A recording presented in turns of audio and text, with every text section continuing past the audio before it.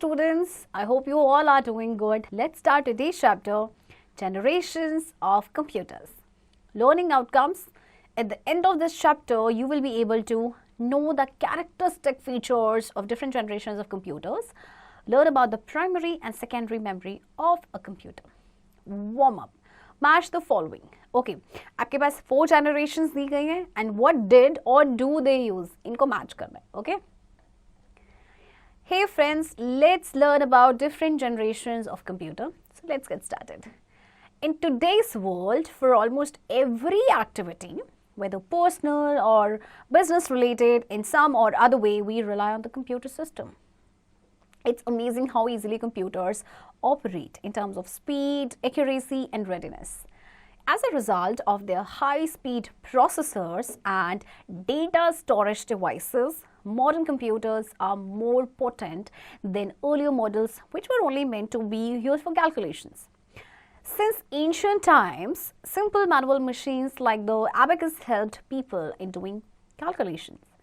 In 1833, Charles Babbage, who is referred to as the father of computer, invented the machine called analytical engine. It was the first ever working model of a mechanical computer, whose structure is considered the basic framework of modern day computers today. Input, output and storage. देखिए आज के time की अगर हम बात करें तो हर activity के लिए, चाहे वो पर्सनल हो या बिजनेस रिलेटेड हो, एक या दूसरी तरीके से हम कहीं ना कहीं कंप्यूटर सिस्टम पे हम आश्रित. ओके, हमें बहुत सारे ऐसे काम करने पड़ते हैं जिसके लिए कंप्यूटर का होना बहुत ज़रूरी है नहीं. ओके, तो देखिए क्योंकि कंप्यूटर्स जो है बहुत इजीली सब कुछ ऑपरेट कर लेते हैं, मतलब हाई स्पीड होती है, एक्यूरेसी होती है. Okay, and high speed processor की वजह से ही एंड डेटा स्टोरेज डिवाइसेस की वजह से जो मॉडर्न कंप्यूटर्स हैं they are more potent than जो आपके अर्लियर मॉडल्स थे. ओके, जिनको सिर्फ कैलकुलेशन के लिए यूज़ किया जाता था. ओके, तो आपका जैसे कि अगर एंशिएंट टाइम की हम बात करें तो सिंपल मैनुअल मशीन जैसे कि एबेकस से लोग कैलकुलेशंस करते थे. फिर 1833 में चार्ल्स बेबेज, जिन्हें फादर ऑफ कंप्यूटर कहा जाता है, उन्होंने एक मशीन को इन्वेंट किया जिसका नाम था एनालिटिकल इंजन. तो पहली वर्किंग मॉडल था किसी भी मैकेनिकल कंप्यूटर का. ओके, जिसका स्ट्रक्चर जो है उसको कंसिडर किया जाता है बेसिक फ्रेमवर्क जो आपके मॉडर्न डे कंप्यूटर्स हैं. Okay, generations of computers. The technology employed changes with each generation. The modern day computer is a result of changes that took place over a period of time. There are 5 generations of computer. देखिए generations की बात करें तो computer की 5 generations है, first, second, third, fourth and fifth generation. Okay, तो one by one हम इनके बारे में डिस्कस करेंगे. तो सबसे पहले है first generation of computers 1940 to 1956. The features of first generation computers were, these computers were huge in size. The calculations were carried out using circuitry made of vacuum tubes. They use a lot of electricity and produce a lot of heat. They use punch cards for the communication of data. Examples: Mark 1, ENIAC and UNIVAC. तो देखिए जो first generation के computer, first generation आपकी हुई 1940 से 1956 के बीच के जो कंप्यूटर्स थे. ओके, तो ये काफ़ी बड़े थे साइज में और जो कैलकुलेशंस होती थी ना वो आपकी होती थी सर्किटरी का यूज़ करते हुए जो आपके वैक्यूम ट्यूब से बने होते थे. बहुत ज़्यादा इलेक्ट्रिसिटी यूज़ कर सकते थे, बहुत ज़्यादा हीट प्रोड्यूस करते थे. ओके, और इसमें पंच कार्ड का यूज़ हुआ था फॉर कम्युनिकेशन ऑफ डेटा. ये एग्जाम्पल्स हैं आपके सारे, मार्क 1, ENIAC एंड UNIVAC. ये फर्स्ट जनरेशन कंप्यूटर के. Okay, second generation of computers 1956 to 1963. In this generation, assembly language and high-level programming languages like Fortran and COBOL were used. The computers used batch processing and a multi-programming operating system. Storage media such as tape, disk, and printers were in use for output. The features of second-generation computers are they are a bit large but smaller, cheaper and faster than the first generation computers. In order to perform the calculations, they use transistors instead of vacuum tubes. देखिए इस generation में ना assembly language and high level language का use किया गया है जैसे Fortran and COBOL का. और इसमें जैसे कि आपके स्टोरेज मीडिया जैसे कि टेप, डिस्क एंड प्रिंटर्स का यूज़ किया गया था आउटपुट के लिए. ओके, अब फीचर्स क्या है इसके देखते हैं, बट इससे पहले to you know, similar to modern day electric bulbs, vacuum tubes existed they used to fuse regularly and produce a lot of heat. The UNIVAC had 5,200 vacuum tubes. जैसे electric bulbs होते हैं ना आज के time पे, तो पहले vacuum tubes exist होते थे, तो इनको यूज़ किया जाता था. They use to fuse regularly fuse हो जाते थे एंड बहुत ज़्यादा हीट प्रोड्यूस करते थे. ओके, अब यूनिवैक की बात करें जो फर्स्ट जनरेशन कंप्यूटर था, इसमें 5,200 वैक्यूम ट्यूब्स यूज़ होते थे. ओके, फीचर्स देखते हैं सेकेंड जनरेशन कंप्यूटर के. ये भी बड़े थे बट फर्स्ट जनरेशन की कंपैरेटिवली स्मॉलर थे, चीपर और फास्टर थे, और इनमें ट्रांजिस्टर्स का यूज़ किया गया वैक्यूम ट्यूब्स की जगह. Okay, magnetic tapes were used to store data. In this generation, the use of the keyboard as an input device was also introduced. Example, IBM 1620, IBM 7094 and UNIVAC 1108. तो magnetic tapes का यहाँ पे use हुआ data को store करने के लिए, और इस जनरेशन में कीबोर्ड का यूज़ हुआ as an input device. Okay, next, third generation of computers 1964 to 1971. Integrated circuits were developed in the third generation, which resulted in smaller sized computers with better performance and more storage. The main features of the third generation computers were they used integrated circuits which reduce the size and increase the speed of the computers. They were more affordable and efficient than second generation computers. Monitors and keyboards were used for communication. Example, Honeywell 6000 series, IBM System 360 and UNIVAC 9000 series. अब इस generation में क्या हुआ कि integrated circuits आपके develop हुए, जिसकी वजह से कंप्यूटर का साइज और छोटा हो गया. ओके, उनकी परफॉर्मेंस भी बढ़ गई और स्टोरेज कैपेसिटी भी उनकी ज़्यादा हो गई. ओके, तो मेन फीचर क्या है इसमें, देखिए इनमें इंटीग्रेटेड सर्किट्स का यूज़ किया गया सबसे पहले. ओके, और ये ज़्यादा अफोर्डेबल बन गए, ज़्यादा एफिशिएंट हो गए comparatively second generation computer. Monitors and keyboards का आपका यूज़ हुआ कम्युनिकेशन के लिए. ओके, एग्जाम्पल्स आपको दिए गए हैं थर्ड जनरेशन कंप्यूटर के. फोर्थ जनरेशन ऑफ कंप्यूटर्स 1972 से 1981 तक थे. ओके, बट उससे पहले remember it, the first micro processor was created by Intel. पहला माइक्रो प्रोसेसर जो है वो इंटेल ने क्रिएट किया था. Okay, The invention of very large scale integration or VLSI came into existence in which thousands of transistors were on a single chip called a microprocessor. The main features of the fourth generation computers were the size of the computers was reduced to what we call a personal computer. The speed of the computers was increased and the cost was reduced. GUI operating system was introduced. Examples, DEC 10 or DC10, Cray 2 and Apple. तो देखिए आपके जो fourth generation computer आपकी 1972 से 1981 तक, यहाँ पे invention हुआ VLSI का, मतलब वेरी लार्ज स्केल इंटीग्रेशन का. ओके, जिसमें आपके थाउजेंड्स ऑफ ट्रांजिस्टर वो आपके सिंगल चिप में होते थे, जिसे कहा जाता था माइक्रो प्रोसेसर. तो मेन फीचर क्या थे कि जो साइज था कंप्यूटर का वो और रिड्यूस हो गया, जिसको पर्सनल कंप्यूटर बोलते हैं. ओके, स्पीड भी उनकी इंक्रीज हो गई, कॉस्ट रिड्यूस हो गया. GUI ऑपरेटिंग सिस्टम को इंट्रोड्यूस किया गया fourth generation computer. Okay, next, fifth generation of computer 1982 to present. In the fifth generation, VLSI technology became ULSI, ultra large scale integration technology. The devices are equipped with AI-based technologies like face detectors, fingerprint detectors, and much more. The main features of the fifth generation computers are the size, cost, speed, and are improved with high performance. Development of new versions of GUI operating systems. The computers can recognize a human face, fingerprints, and voice. Examples, notebooks from IBM and robots. Okay, अब fifth generation में जो VLSI technology वो आपकी बन गई ULSI technology.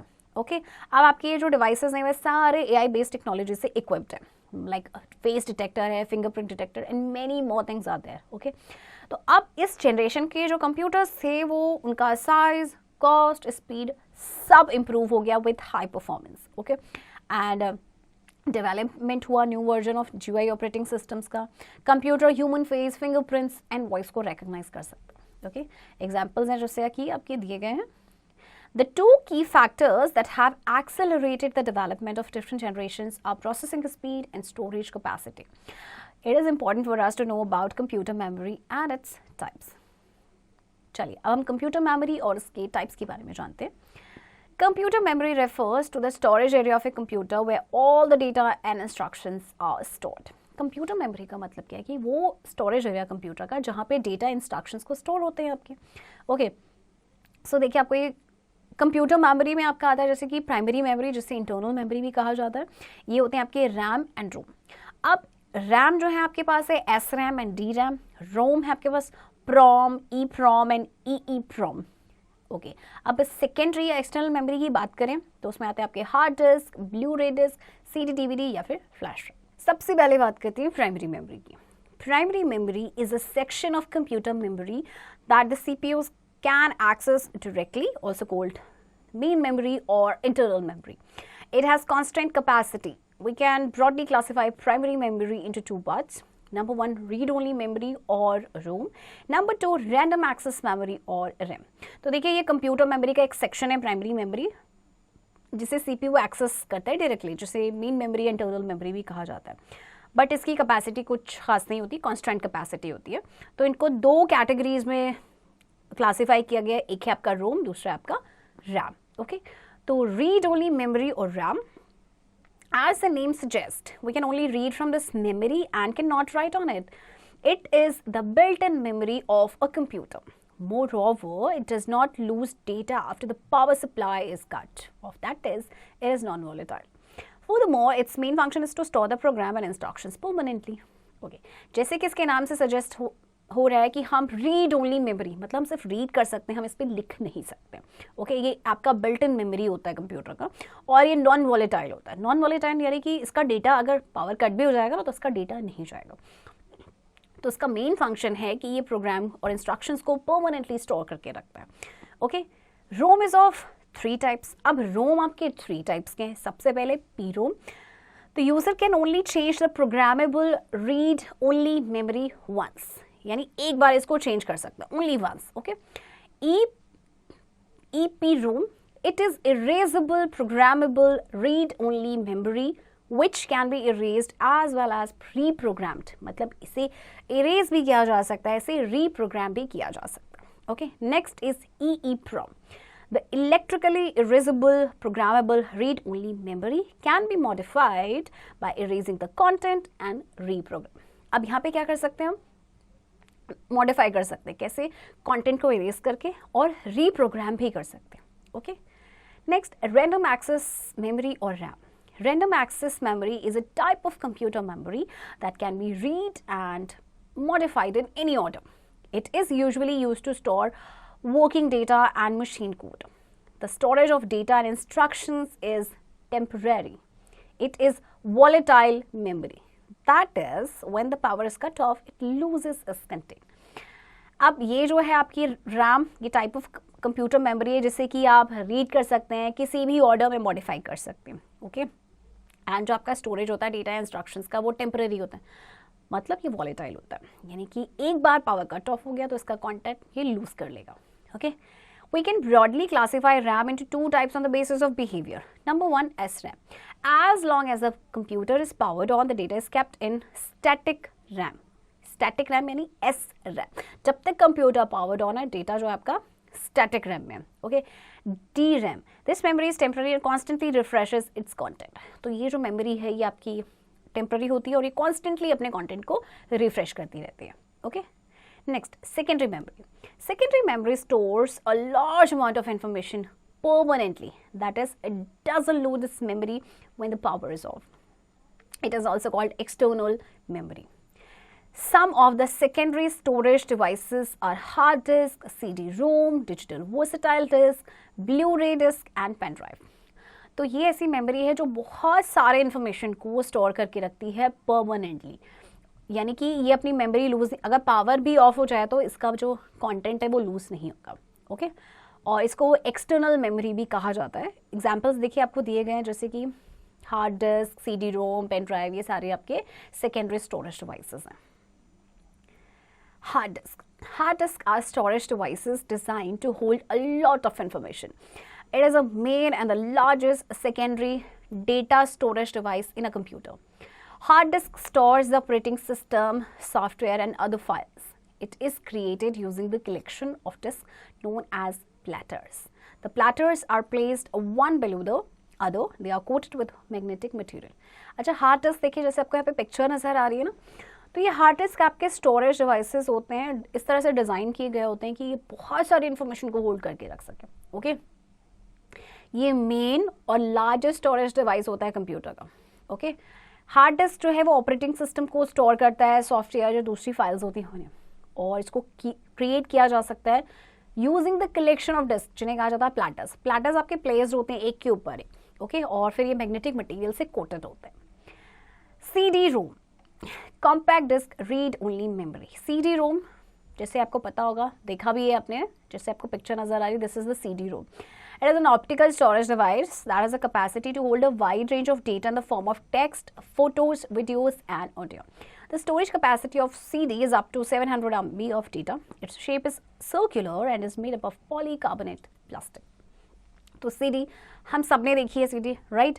ये आपका optical storage device होता है. इसकी कैपेसिटी मतलब क्या होती है कि ये वाइड रेंज ऑफ डेटा को स्टोर करके रख सकता है, आपके टेक्स्ट की फॉर्म में, फोटोज की फॉर्म में, वीडियो या फिर ऑडियो. इसकी कैपेसिटी होती है 700 MB तक. ओके, सर्कुलर शेप में होता है ऑब्वियसली, एंड ये आपका पॉलीकार्बोनेट प्लास्टिक से बना होता है. Okay, next DVD, digital versatile disk. A digital versatile disk, usually known as a DVD, resembles a CD in appearance but has a larger storage capacity, holding up to 4.7 GB of data. अब देखिए picture जो आपको right side नजर आ रही है DVD. अब आप सोचेंगे CD और DVD तो सेम दिखते हैं, तो डिफरेंस क्या है? एक्चुअली इसका स्टोरेज कैपेसिटी DVD का ज़्यादा होता है, जो कि 4.7 GB जो है डेटा का उसको होल्ड करके रखता है. Okay, next Blu-ray disc. अब Blu-ray disc looks just like a CD or a DVD, but it can store data or information up to 25 GB data. It is developed for recording, rewriting, and playing high-definition video. The name Blu-ray is derived from the technology that is used to read the disc blue from the blue-violet laser and ray from an optical ray. अच्छा देखिए, अभी blue रे disc ये भी CD and DVD जैसे ही दिख रही है ना, बट ये और ज़्यादा इसका कैपेसिटी होता है, स्टोरेज कैपेसिटी. ये 25 GB डेटा को स्टोर करके रख सकता है. ओके, और इसको डेवलप किया गया है जैसे कि रिकॉर्डिंग के लिए, री writing and playing high definition जो आपकी वीडियो होती है. ओके, और ये जो उसको ब्लू जो रेस का नेम, ये डिराइव हुआ आपका उस टेक्नोलॉजी से जिसको यूज़ किया जाता है डिस्क को रीड करने के लिए. Okay, to read the disk blue, ये आपका आया from the blue violet laser and ray आपका ऑप्टिकल रे से. Okay, next is pen drive. A pen drive is a small device which is used to transfer and store data. It is also called a USB drive or flash drive. It comes in various storage capacities such as 1 GB, 2 GB, 4 GB, 8 GB, 16 GB, 32 GB, 64 GB, up to 1 terabyte. Okay. देखिए ये picture आपकी है pen drive की, और हम लोग pen drive को जानते हैं कि पेन ड्राइव क्या होता है. ये भी आपका स्टोरेज डिवाइस है, और इसमें क्या होता है कि इसको फ्लैश ड्राइव या USB ड्राइव भी कहा जाता है. इसकी डिफरेंट स्टोरेज कैपेसिटी होती है, लाइक 1 GB की भी आपको पेन ड्राइव मिलेगी, 2 GB, 4 GB, 16 GB, 64 GB, और ये आपका होता है अप टू 1 TB और terabyte. Okay, let's recall. Charles Babbage is referred to as a father of computer. There are 5 generations of computer. First generation computers use punch cards for the communication of data. In the second generation, the use of keyboard as an input device was also introduced. In the fourth generation, GUI operating system was introduced. Primary memory is also referred to as main memory, and secondary memory is also referred to as external memory. Students, I hope आपको ये chapter समझ आया होगा, और chapter की practice आप खुद से करेंगे.